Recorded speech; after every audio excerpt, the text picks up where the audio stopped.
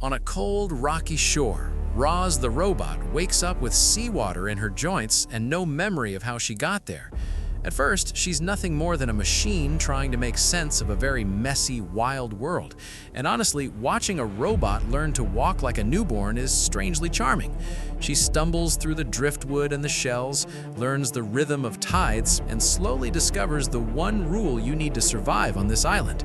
If you're different, you either adapt or you get eaten. Roz, being made of metal and curiosity, chooses to adapt. The early days are mostly trial and error. Roz experiments with fire and shelter, using debris to build a snug home that keeps the wind off her hinges. She tries to mimic the animals she observes, the beavers who shape the shoreline, the otters who slide down muddy banks, the cautious geese who keep tight families together. There's humor in these scenes. Here's a polite, industrious robot patiently watching a goose preen, trying to imitate the motion and failing spectacularly. But the animals, for the most part, tolerate her. They're practical. If she's not a threat and she can be useful, she can stay. That usefulness becomes central when a single goose egg appears at her doorstep, abandoned after a storm scatters the island's usual order. Roz doesn't know what to do with an egg. Robots are not programmed for parenting, but she is driven by an emergent sense of responsibility. She keeps it warm, learns to speak gently in the goose's clipped honks and warm chirps, and when the egg finally cracks, a tiny gosling emerges. Brightbill, as they eventually call him, is a bundle of loud energy and endless questions about the world. Watching a metal guardian learn lullabies is oddly touching. It's the kind of quiet scene where you realize this story isn't about circuits versus feathers so much as what it means to care. Roz's parenting is awkward and lovely. She studies the geese carefully, copying their honking and their flight formations, teaching Brightbill to walk along the shoreline and pointing out which berries are safe. Brightbill grows fast, and his curiosity opens Roz up to things she never expected. Mischief, tenderness, the sting of fear when predators come near. The island's animal community, rough beaver, a curious fox, and a solemn heron, among others, gradually accept Roz's role. The animals, who at first see her as a useful but odd fixture, start relying on her strength and problem-solving. There's a quiet, funny montage of Roz helping a beaver rebuild a dam using her better-than-average engineering skills. She's clumsy socially, but incredibly effective when a tree needs moving. Conflict arrives in a few forms. First, nature itself tests them. A violent storm rips through the island, threatening nests, food caches, and Roz's newly built home. In that storm, the film leans into visceral cinematic moments, waves towering like metal giants, lightning reflecting off Roz's frame, Brightbill blowing about but kept safe in her makeshift shelter.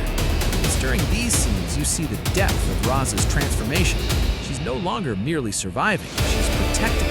Her programming, whatever cold logic once ruled her actions, has been supplemented by something messy and human, attachment. Then come the humans. Their arrival is subtle at first. A distant motor, footprints in the sand, a boat wallowing up the cove. The story doesn't paint all humans as villains, rather it complicates matters. Some arrive out of curiosity, others out of fear. They bring tools and questions, and soon there's an outside threat to the island's fragile peace. Machines like Roz can be reclaimed, dismantled, and worse, exploited. The humans' motives are mixed. One group wants to study Roz, fascinated by the anomalous robot who learned to parent. Another, more practically minded faction sees her as a glitch to be patched or a hazard to be removed. Brightbill, now not so tiny, senses the tension that Roz cannot fully compute. The film handles this with quiet intelligence. It's less about choosing sides and more about the moral shapes of responsibility. Roz has to decide what's best for the creatures she loves. To protect her makeshift family, Roz employs clever strategies. She uses camouflage, engineering, and some of those awkward social skills she picked up from the geese to divert attention. There are moments of genuine suspense where she outsmarts nets and sensors by pretending to be a rock or by leading a curious human on a long, ridiculous chase across tide pools.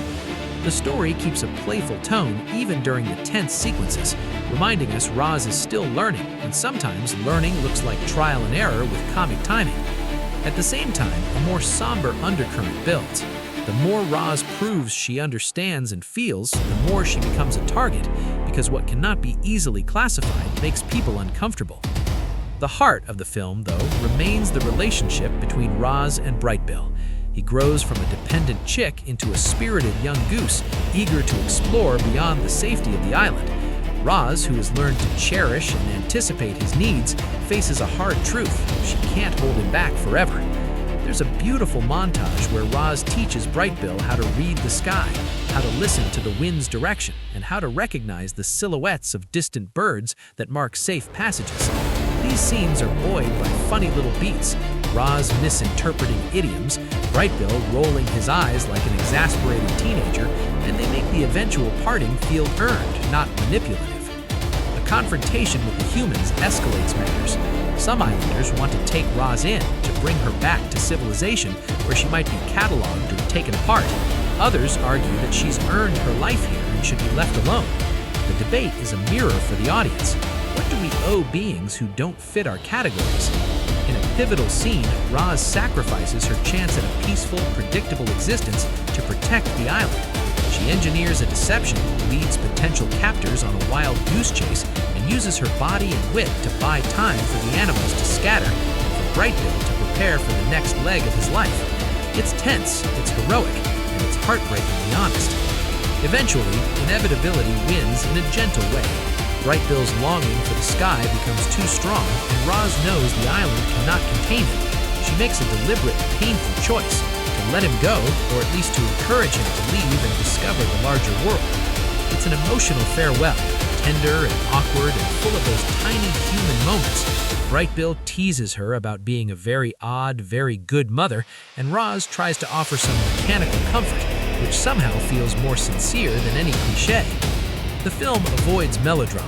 Instead, it settles into an honest, quiet goodbye that lets the audience grieve and smile in equal measure.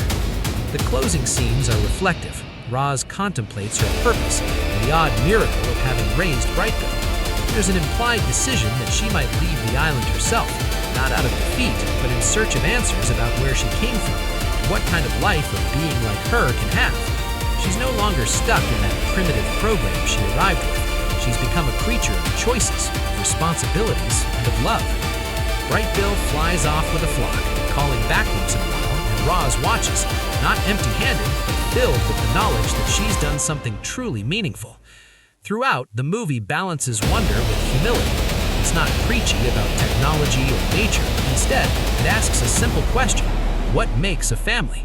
Roz's transformation from a washed-up machine to a caregiver, protector, and moral actor answers that without ever sounding trite. The supporting animals provide warmth and comic relief, the human visitors introduce conflict and moral complexity, and Brightbill gives Roz and us a reason to care deeply about the island's fate. If you leave the theater smiling, it's because the film trusts you to understand that compassion is contagious, whether it's programmed or grown.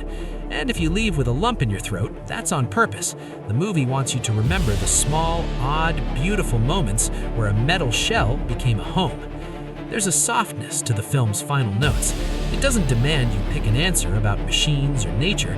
It simply offers you the image of a robot standing on a shoreline, watching a little bird disappear into the sky with pride. That's a pretty good note to end on, and honestly, it'll stay with you longer than you expect.